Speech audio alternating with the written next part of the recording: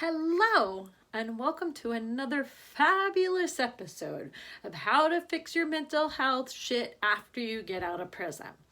Today's wonderful topic is going to be how to set yourself up for success when you first get out of the prison system.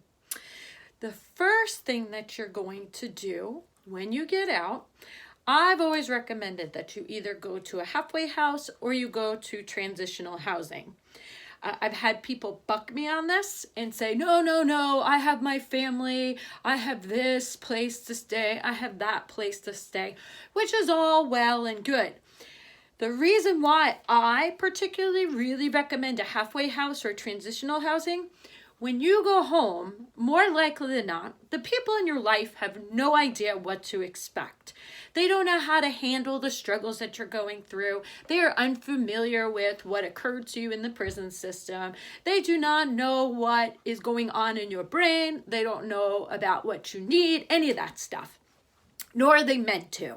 They're free people. They're people that are not familiar with the particular needs that you have coming out of the prison system. When you go to a halfway house or you go to transitional or supportive housing, you are surrounded by people that the staff already know the system. They know what you're going to need. They're going to know the struggles that you're going through. They're going to be able to point you in the right direction of resources that are available. They're going to know felon-friendly jobs.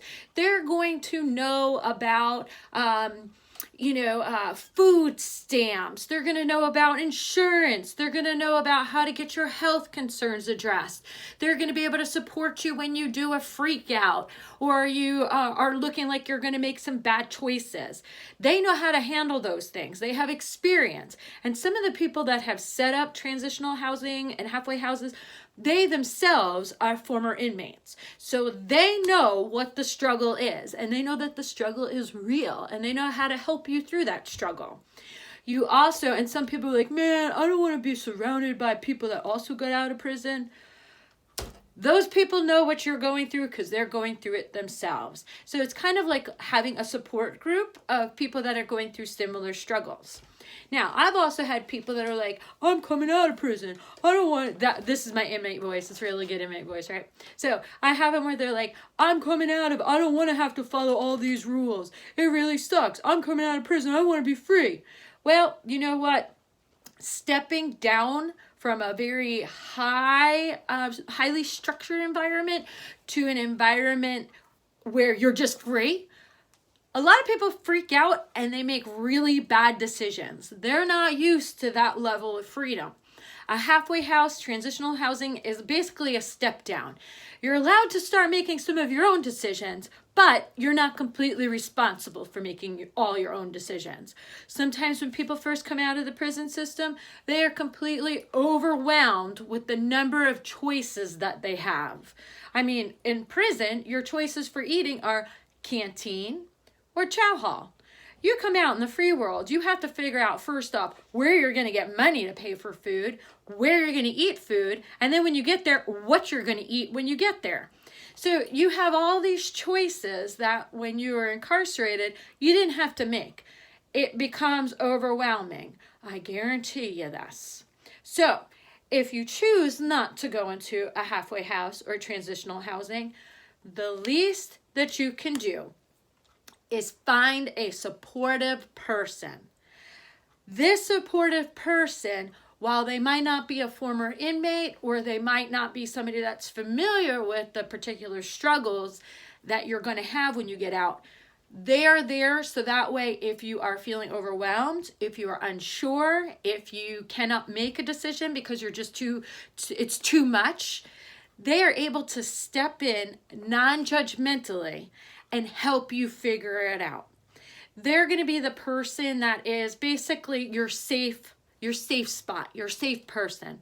This is the person that if you freeze at the fast food place because you're looking up at the menu and you're like, holy shit, what is all this stuff on here? They're able to say, you know what, John, you really like chicken sandwiches. Let's get you a chicken sandwich. They're not going to be the one that's like, come on, dummy, go pick something off the menu. They're going to be there to help guide you. They're going to be able to help you understand that it is going to be overwhelming, and they can help you relax. They're going to be willing to leave a place if you become overwhelmed. They're going to be your safe spot, your safe person, your non-judgmental. This is the person that's going to walk beside you during your struggles. So you really need somebody that's going to be non-judgmental, that's going to have patience and not be angry when you don't get it right away. Number 2, in terms of my list of things that you need to get in place when you EOS, this one is plan your time. When you are in the prison system, you have a schedule. You know what time to eat. You know what time single doses for your meds. You know what you got on your call out for the day. You know what your job is going to be. You have your schedule down pat. You know what time to go to IOP. You know what time to go to education. You know what time is rec. When you come out of the prison system, your time is completely your own, which sounds great. But if you don't know how to fill it, it's going to be overwhelming. You're going to get lost. You're going to feel overwhelmed. You're going to feel anxiety. So make your life easier. Make yourself a schedule. Make it what time you're going to wake up, what time you're going to take a shower, what time you're going to eat breakfast, what you're going to do during your day, how many hours that you're going to be filling out job applications, how many hours you're going to have TV time. It might sound dumb, but please do this the first few days that you're out of the prison system. This will give you a solid footing of what a day should look like when you're not incarcerated. You can ask for feedback. And also, just because you have the schedule does not mean that it's written in stone. So if you find that your schedule is a little too regimented, then you could take some of those things off. You can give yourself more free time. Also, if you find that your time is not well planned and you're starting to get into some trouble because it's not well planned, add more stuff to it. Get feedback from the people around you. Also, recognize you're not going to have to do this every single day that you're out of prison. This is just simply to start getting you into a habit of spending your time wisely. Remember that very important saying, idle hands are the devil's plaything. So make sure that your hands do not stay idle, they stay busy. Number 3 on my list of what to do to prepare when you first come home. Expect hurt feelings. Expect that people are going to be unhappy that you're home, that they're going to be mad that you're home, that they're going to be mad at you, that there is going to be disagreements. This is a hard part for a lot of people to accept and understand. The world has gone on without you. Your families, your friends, your associates have all gone on without you. There is no spot that you exist in their daily life anymore. You weren't there. The faster you can accept that reality, the smoother it will be to glide back into their life. If you expect to come back out and parent a teenager after you've been incarcerated since they were an infant, you are going to be frustrated. You are going to be angry. You are going to harm that relationship. Go in with the expectation that your role that you think that you're going to have is not going to exist. That does not mean that over time that role doesn't develop, but it will not be there when you first get out. It's just not going to happen. Even with your significant other, if your wife rode out all your time with you and you come back into that household, remember, she has run everything without you there. She has managed without you there. If you think that you're going to come back in and start directing things, you are going to be upset. You are going to ruin your relationship. Have an understanding that you need to be able to develop these relationships again, and that it's not going to be smooth sailing. Like I said before, the faster that you accept this reality, the easier it's going to be on you. Otherwise, you're just going to keep fighting against reality instead of actually building the relationships that need to be rebuilt. So that's number 3. Number 4, a lot of people, when they first get out of the prison system, it's overwhelming. Like I just said, the world has gone on without you. There are businesses that are no longer there. There's new technology. There's very little paper applications these days. Everything is online. Just everything is different. How you pay for things is different. If you've been down for a long time and just recently released, hardly anybody uses cash. We all use debit cards, credit cards, PayPal apps, Cash apps, all this other stuff. So all these changes are going to feel very overwhelming. And what happens is when people come out of the prison system, they feel like they should just intuitively get all this stuff. That's not going to happen. All the rest of us in the free world, we've had time to acclimate to all these changes. You are just being dropped off into this brave new world. You're not going to know it. And people get frustrated when they first get out that they don't know it. They get embarrassed. They feel a lot of shame. They just feel dumb. Stop feeling dumb. I know that's easier said than done, but the way to change your thought pattern about it is, instead of feeling like, I should know this, consider it that you are looking at this with a sense of curiosity. You're not going to sit there and be like, I should know this, I should know that. You're going to be curious about the world. This allows you to be able to have some fun with learning this stuff, considering it enjoyable as opposed to overwhelming. What I always like to tell people is to think of yourself going back out into the free world, that you're in another country. You have this whole other country, this whole other culture in the prison system. If I went and got dropped off in prison, I wouldn't know how to do time. I just wouldn't. I could know because I work there, but just regular Joe Blow gets picked up and put into the prison system, they're going to have to learn the culture. It's the same thing for people that are leaving the prison system, especially if you've done a good chunk of time. You're going to be basically picked up and dropped off into a whole new world. Approach that world with a sense of curiosity. Approach it with a sense of being interested in learning how things go. Also, once again, go back to number 1. You're going to find somebody to guide you through these things, to help you understand them. And also, YouTube. Watching YouTube videos is really, really helpful. So one of the first things to learn is YouTube. A lot of the things that you're going to need to know are also going to be on a YouTube video. I mean, I've even learned how to fix a dryer on YouTube. You can learn anything on YouTube. So that's number 4. Approach the world with curiosity and feeling like you're traveling to another country. Number 5. This is going to be a hard one. Stay away from the females. If you are not going right back into a marriage or anything like that, stay away from the females. I cannot stress this enough. What you need to do is focus on yourself. I know, Miss Fortier, that's what they would call me in the prison system. Out here they say, Michelle, you just don't understand. I haven't gotten laid in God knows how long, blah, blah, blah, blah, blah. So go get laid. But guess what? Don't get into a relationship. Not when you first get out. And it's going to suck because a lot of people, they want that closeness. They want that acceptance. They want that love.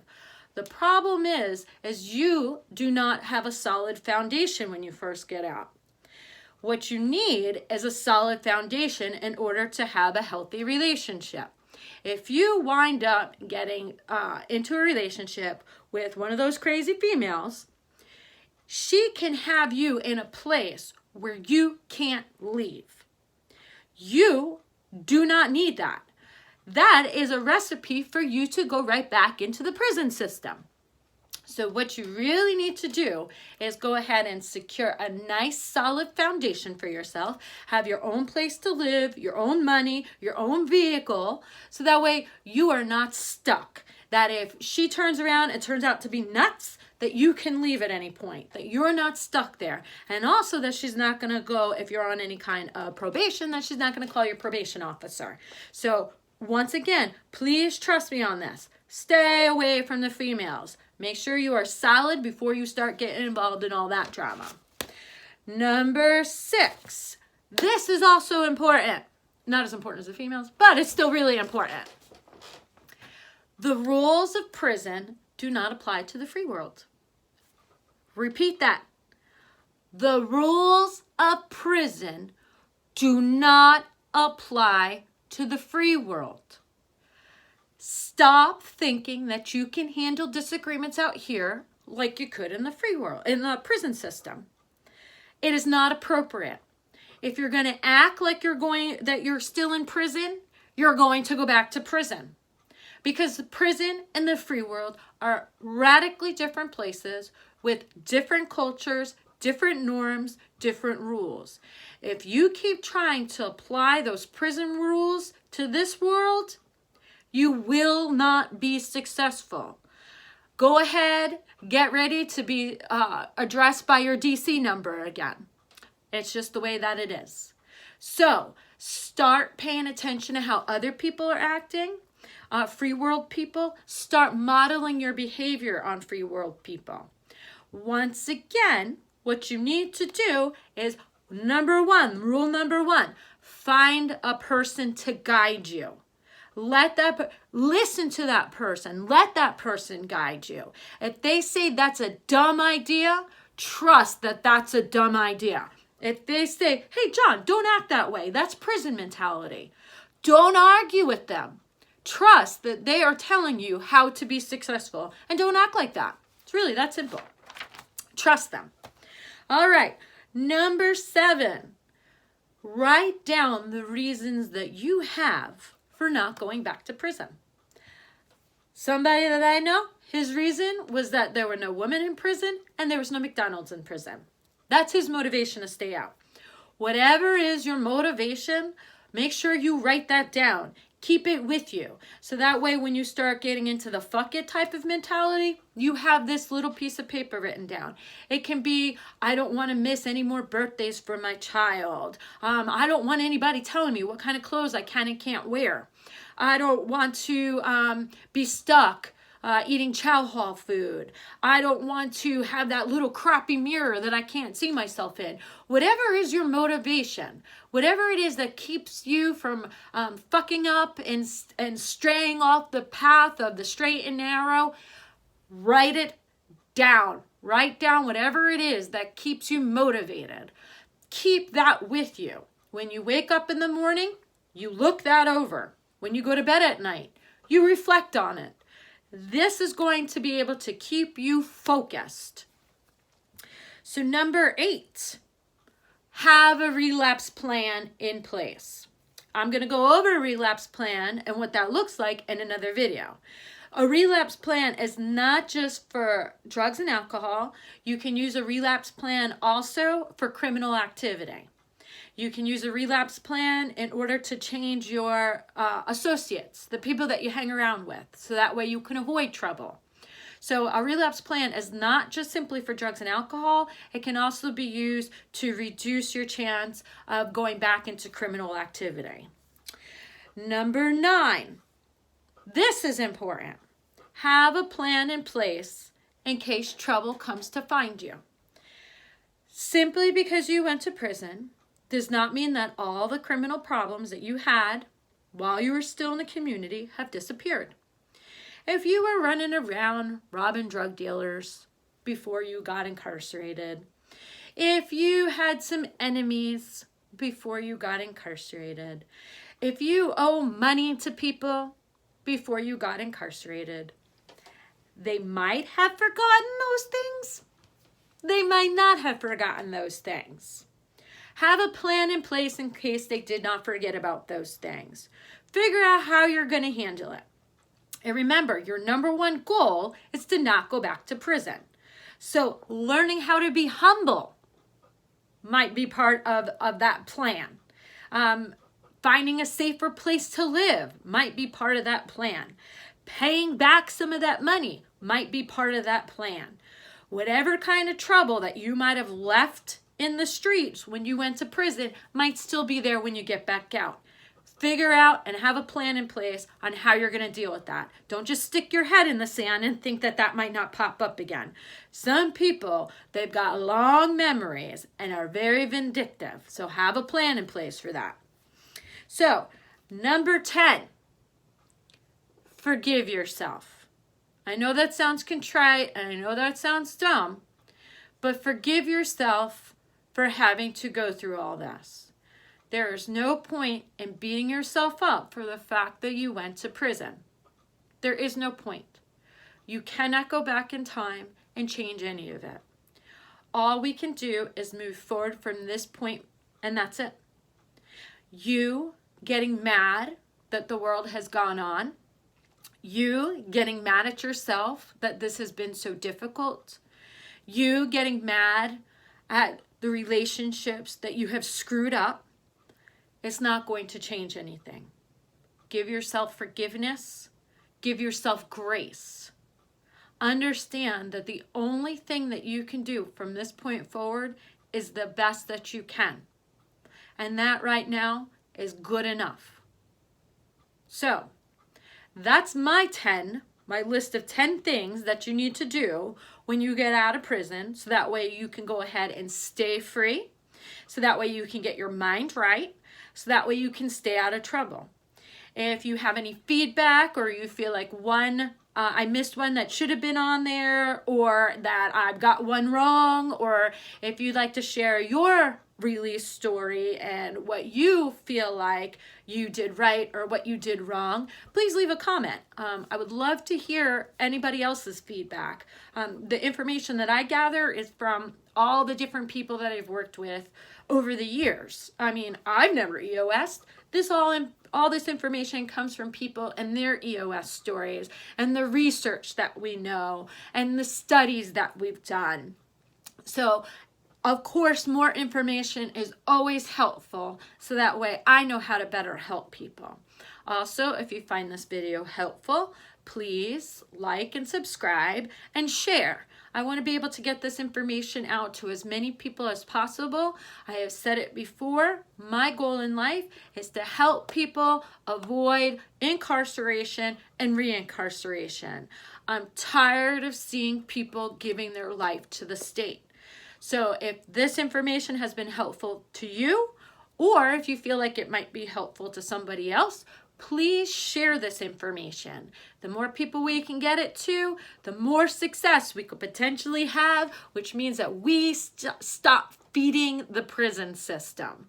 Some people want to improve the prison system. I would just like people to stop going to prison. Then we don't have to worry about the prison system. All right. Take care. Like I said, any questions or comments, leave them in the comment section. Like, subscribe, and share. Take care.